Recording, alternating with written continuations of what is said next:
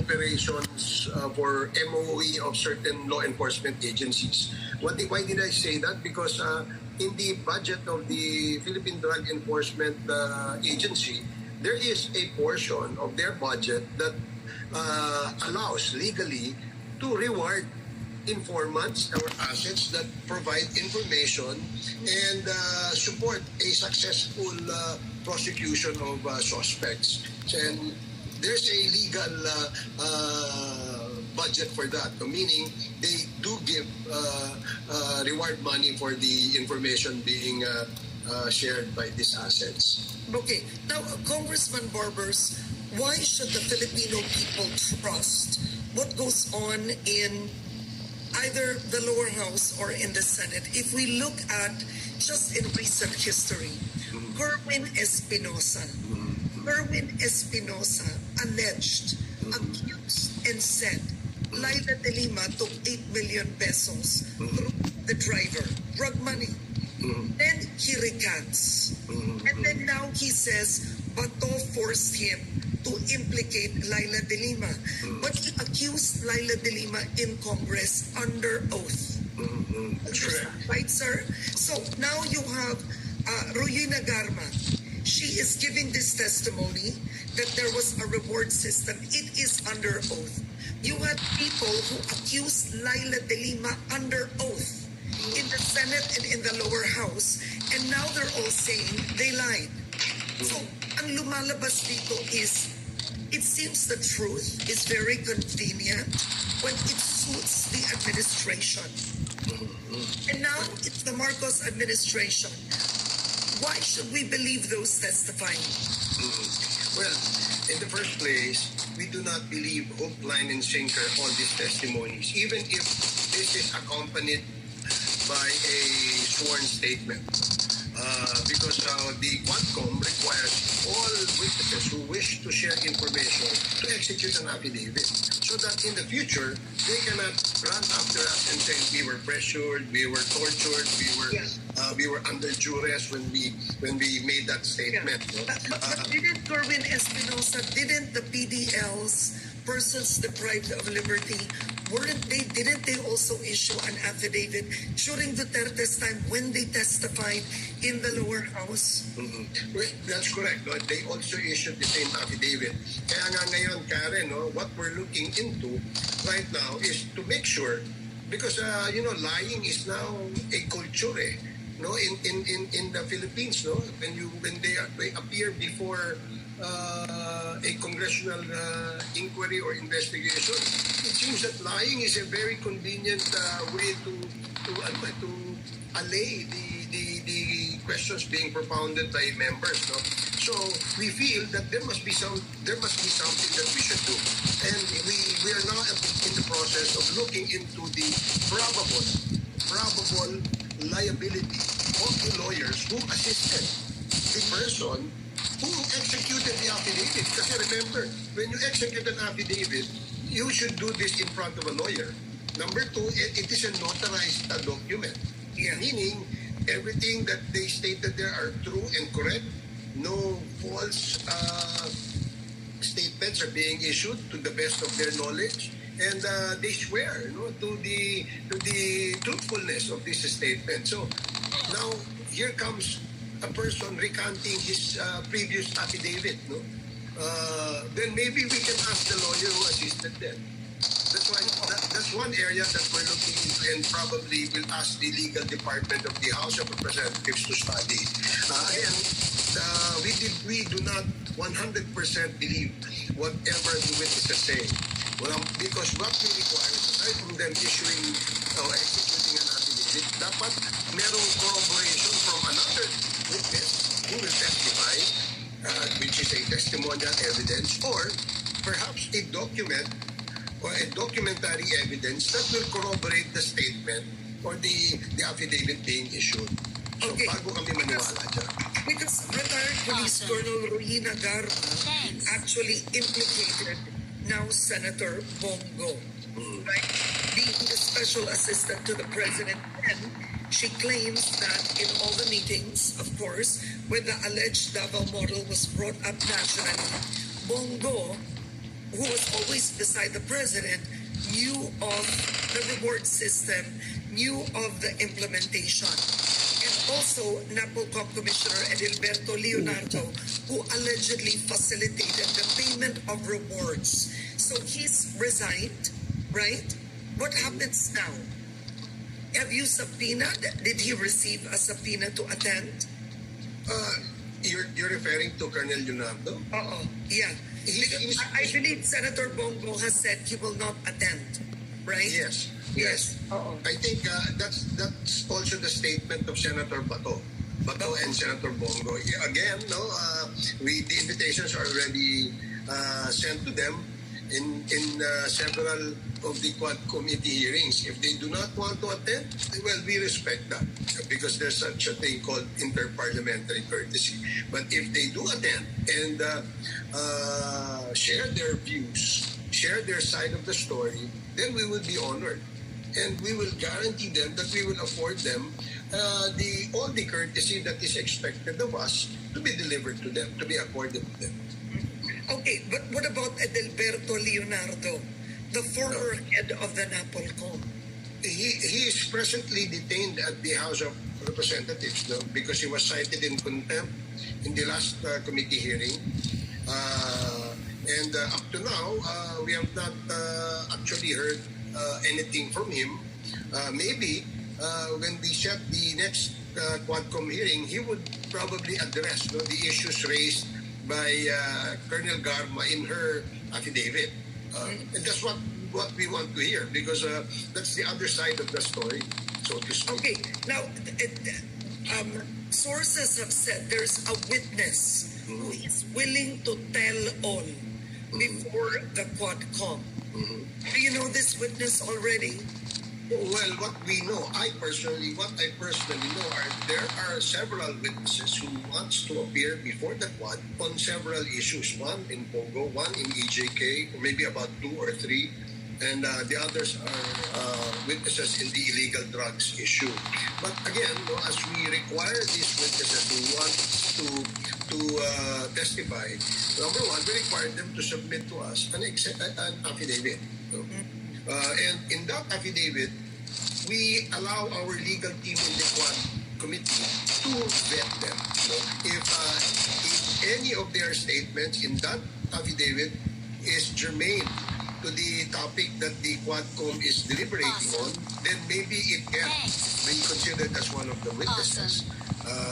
Marami kasi, Karen, there was once a witness who gave us an incredible story. And this story, to a point, we felt that it's too good to be true.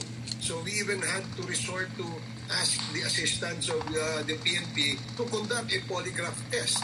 And fortunately, it came to a point that the psychiatrist in the PNP said that the person cannot be considered as a witness because he's found to be a pathological liar.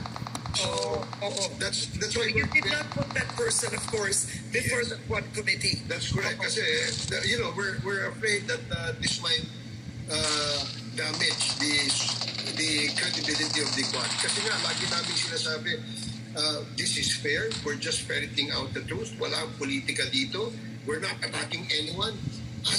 We have already conducted 8 committee hearings. And none in that committee hearings have we ever, or any of the members, or any of the chair, accused anyone of being guilty of a crime being accused of them. Wala kami sinabing ganyan. Okay, I'm curious, how long will former NAPOCOM Commissioner Edilberto Leonardo be detained? Well, if I remember correctly, the penalty that we imposed on him is until we terminate the hearing on the EJK issue. Awesome. Because he was implicated there in that particular issue. So hopefully we would be able to finish this before the year ends. So, and maybe even soon. Detained for 3 months? I'm sorry, Karen? 2 more months? Because, the instructions of the speaker is for us to be thorough. We don't want, this is a historic and unprecedented joint committee hearing. we want this to be something to be remembered by, by any member of Congress. And that's why we were given the instructions by the Speaker to be thorough in all our investigation. We have to be comprehensive to a point that... But I'm curious, are you already violating his rights? Because at the end of the day, this is a hearing in aid of legislation. You're not a court of law. That's correct. That's correct. So, we are still within... what are you expecting Leonardo to do for you to release him? Okay, we are still, just to emphasize the point, Karen, we are still within the bounds of the rules of the House. Meaning we have not violated any of these laws, any of these rules, and these rules are actually guaranteed by the Constitution. And we always respect the person's rights before and appearing before this committee. However, the Constitution also grants authority to Congress to cite persons in contempt who violated our own rules. In this case, in the case of Colonel Leonardo, he has violated our rule. I think if I'm not mistaken, Section 11, Paragraph C or D, meaning since they violated this, there is a penalty that must be imposed, and that is the reason why he is presently detained. All right, and you already said that the House will not submit the findings of the Quad Committee hearing to the ICC because we are not a member. Awesome. That's but correct. the ICC can technically use the findings of the Quad Committee. Correct. Well, they can use that for information or maybe for leads, so that bahala sila mag-investigate. It's not going to be us kasi there's a question whether the proceedings recorded will be taken up as an evidence in courts.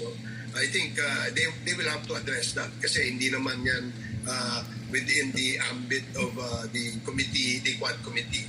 So if they want to use that recorded proceedings in all the social media platforms, it's up to them. They can use that as leads or maybe information. Research. All right. On that note, I do hope to have you again, overall chairman of the Quad Committee, Congressman Robert H. Sanders. Thank you, sir. Thank you very much, Karen. Thank you for having me again.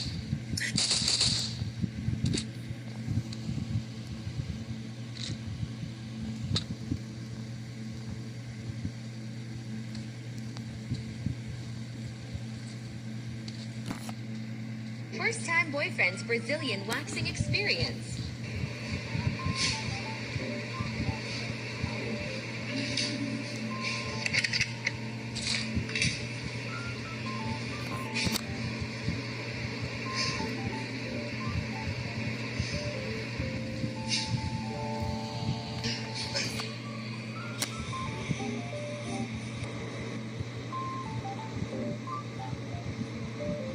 I got supplies.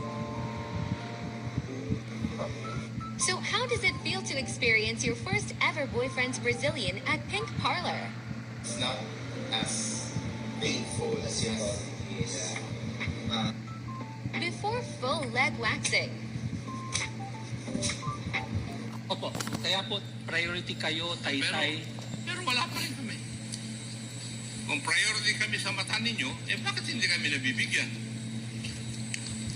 O Yun baka ba? tama yung sinasabi ni Johnny Pimentel? Ay, hindi po tama yan. Hindi.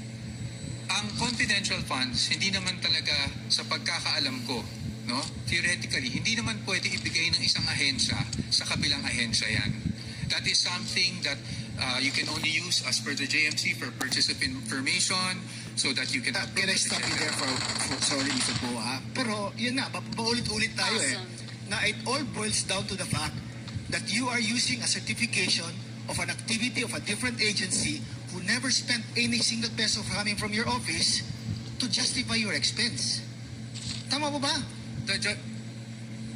Mr. Chair, again, respectfully, the justification is not that they... AFP at General Mempin, ibinulgar ang ilang pangalan patungkol sa confidential funds. Dito sa pagdinig ay inusisa ang umano'y rewards sa confidential funds. Si Congresswoman Luistro ay tila hindi sang-ayon sa pahayag ng AFP.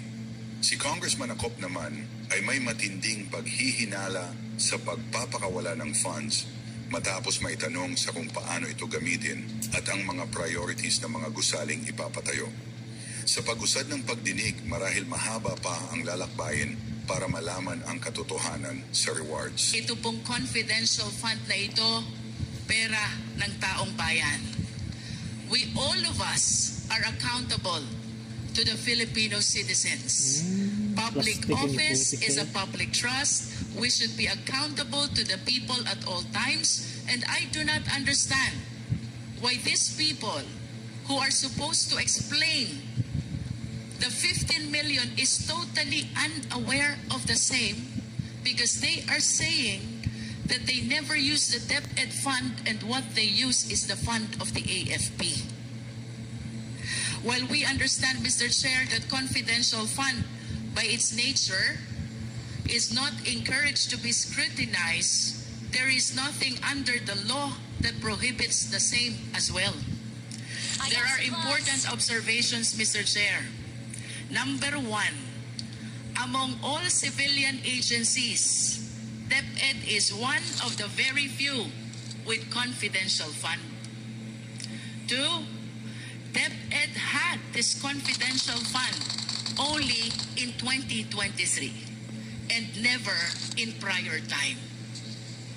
Three, I hope we can show also that while the DND, which has a mandate to address the national security, has 37 million confidential fund only, the Department of National Defense has 37 million. The DepEd, which mandate does not include national security, has 150 million confidential fund. Mr. Chair, to continue, while the police, the AFP officers already denied this YLS, having been supported by DepEd, Marked a location. 15.54 million po ang amount that the DepEd is trying to justify in making use of the certifications that were submitted by the AFP. Number 5, Mr. Chair, prior to 2016, pag ang pinag-usapan po natin ay Youth Leadership Summit, it is the AFP who leads and they just coordinate with DepEd. But on the report that was given by COA, it seems to appear that the one leading the Youth Leadership Summit is the DepEd in coordination with AFP. Paligtad po ito. Number 6, Mr. Chair. I got supplies. I do not want to preempt any conclusion. However, Mr. Chair, General Mempin spent 2017 to 2023 of his AFP career in Davao City and Davao region. During this time, the former president is the president and our vice president is the mayor.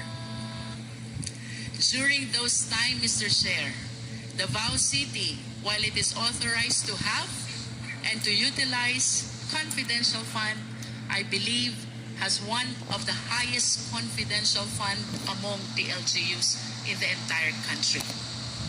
I hope the Secretary can produce the data. I wish to ask Mr. Chair, ito bang lahat ng ito ay coincidences?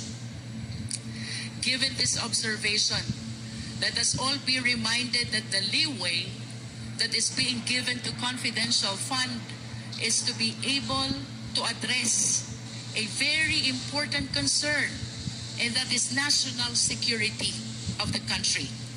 No more, no less. New Jollibee Mix and Match combos. Now with 6 mains and 6 sides. Starts at 75 pesos. The procurement and the liquidation were made liberal in recognition of the significance of the purpose of the confidential fund.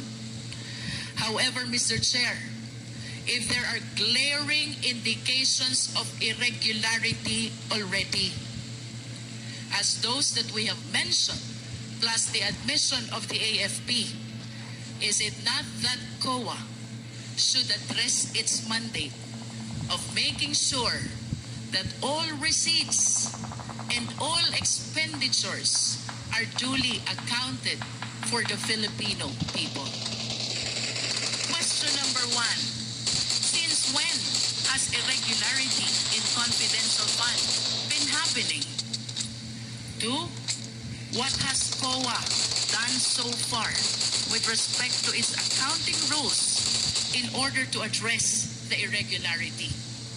And 3, will COA simply brush aside these irregularities, especially with the admission of the AFP that they were the one who spent for the 15 million Youth Leadership Summit and not the Department of Education?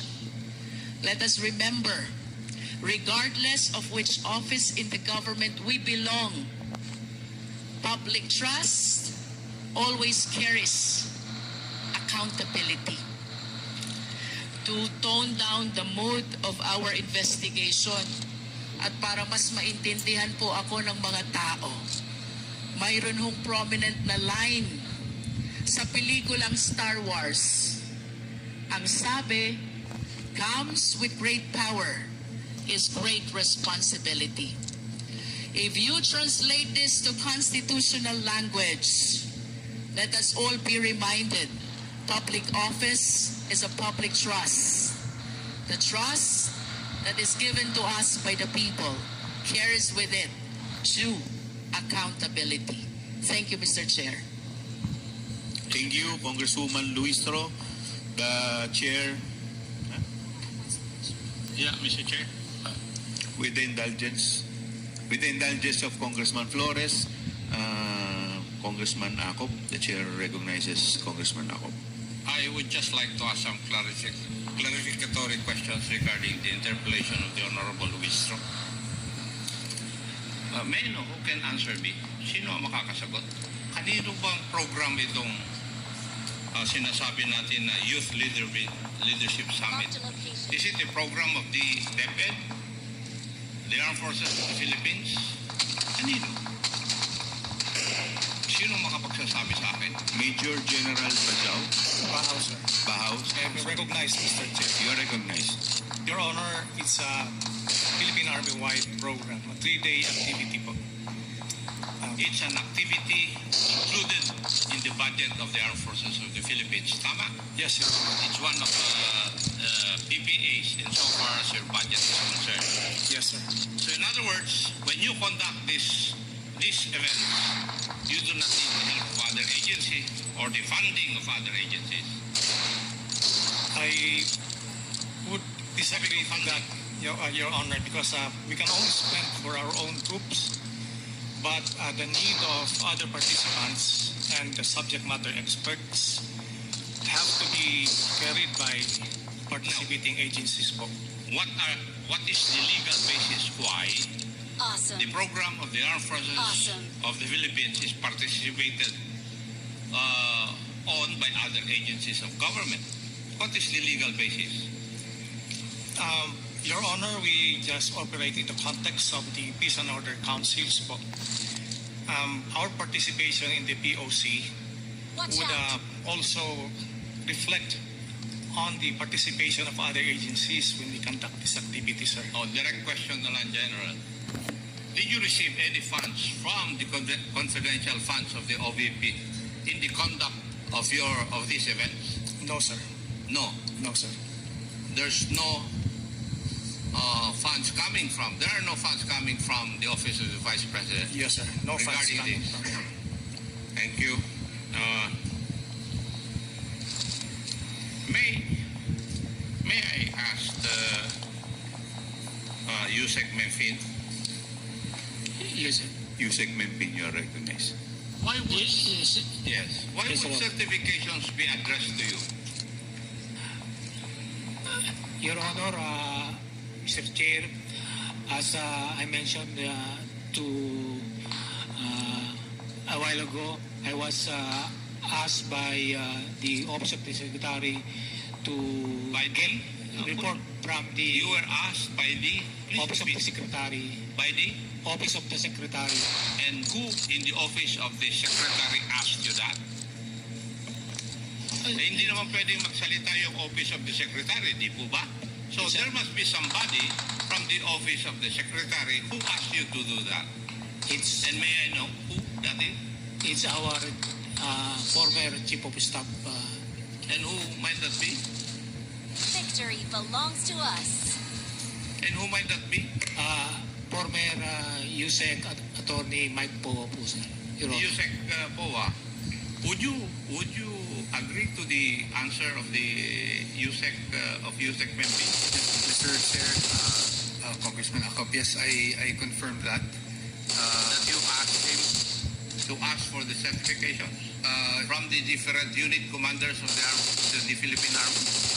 If I may explain, Your Honor, the answer is yes. Sagutin mo muna yung tanong ko bago ka mag-explain. Yes po. Yes po. So, tama yung sagot sa akin ni Yusek Memphis. Yes po. Na kayo po ang humingi sa kanya na humingi siya ng certification doon sa mga units ng Philippine Army na nag-conduct ng YLS. Your Honor, if I may qualify, hindi po specifically on YLS. What I asked for was for any accomplishment. Kasi po yung ayon doon sa AOM na natanggap namin,